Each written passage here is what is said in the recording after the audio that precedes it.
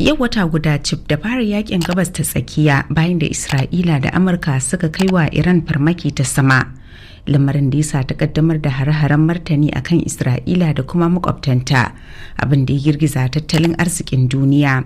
Michael Kudisin na dauke da rahoto a kai.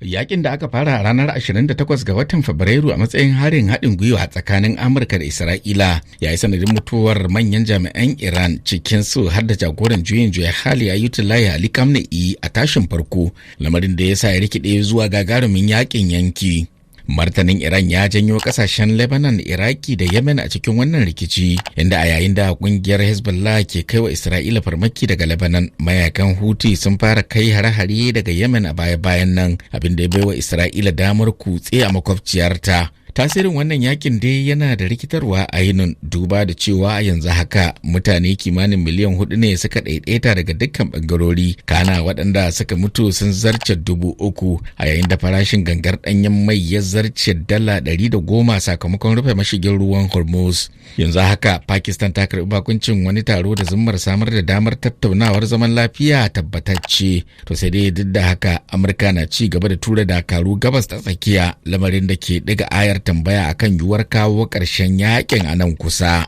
To Pakistan ta karbi bakuncin wani taro tsakanin Turkiyya, Masar da Saudiya a jiya Lahadi, duk a cikin kokarin da take yi na samar da damar tattaunawar da za ta kai ga kawo ƙarshen yakin Iran,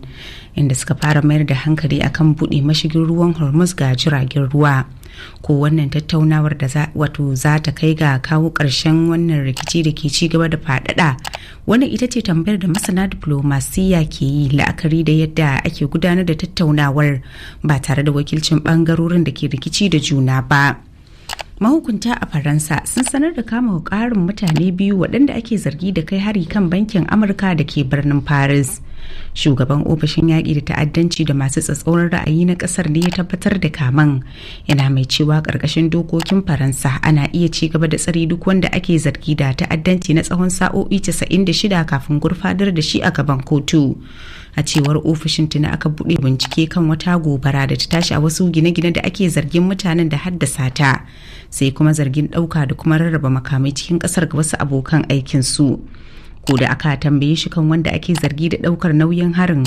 ministan tsaron ƙasar ya ce akwai alamu da ke nuna cewa ko dai Iran na da hannu kai tsaye ko kuma masu goya mata baya, amma babu tabbas game da hakan ya zuwa yanzu. A Najeriya, hukumar yaƙi da sha da fataucin miyagun ƙwayoyi ta ƙasar NDLEA ta kama hodar Iblis mai nauyin kilogram 5.8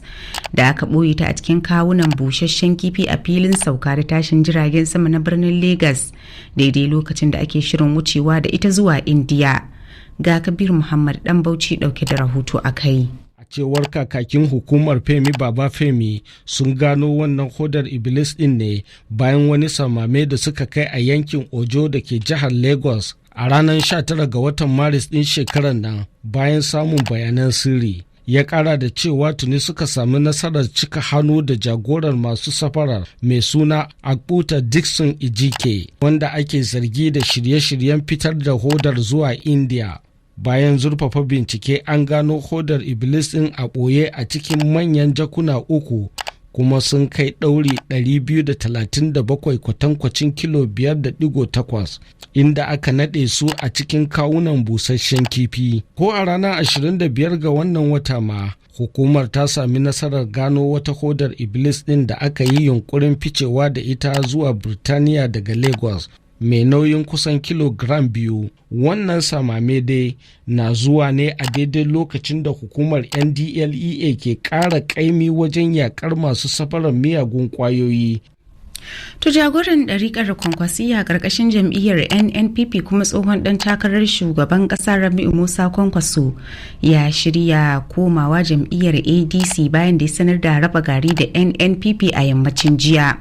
A wata sanarwa da ya fitar mai dauke da sa hannunsa, Kwankwaso ya ce duba da mummunan halin da Najeriya ke ciki a siyasance, akwai buƙatar haɗa ƙarfi da ƙarfi wajen ganin an kawo ƙarshen gwamnati mai ci don ceto ƙasar. Tun makon jiya, bayan ganawa da sakataren tsare-tsare na jam'iyyar ADC, matakin ƙasa ake tsammanin shirye-shiryen komawar madugun Kwankwasiyar zuwa babbar jam'iyyar adawar a yanzu sun gama kammala.